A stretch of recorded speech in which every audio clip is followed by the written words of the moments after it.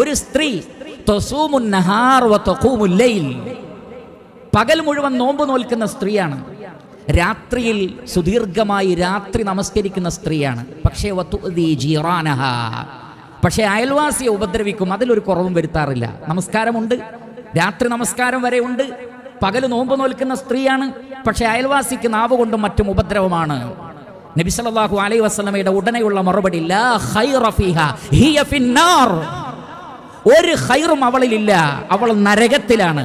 നോക്കൂ, രാത്രി നമസ്കരിച്ചു, പകൽ നോമ്പ് നോറ്റു, അള്ളാഹുവിന്റെ റസൂല് പറയുന്നത് ലാ ഖൈറ ഫീഹാ, അവളിൽ ഒരു ഖൈറുമില്ല. എന്തേ?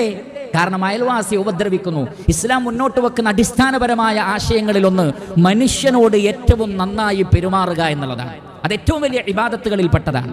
അതില്ലെങ്കിൽ ഹിയ ഫിന്നാർ, അവൾ നരകത്തിലാണ്.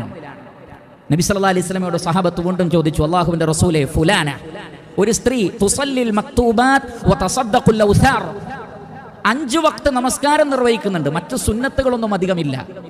അതേപോലെ തന്നെ ചെറിയ ചെറിയ ചീസ്, അതേപോലെയുള്ള ചെറിയ കാര്യങ്ങളൊക്കെയാണ് സദഖ ചെയ്യുന്നത്. വലിയ ദീനാറും ദിർഹമും ഒന്നുമില്ല.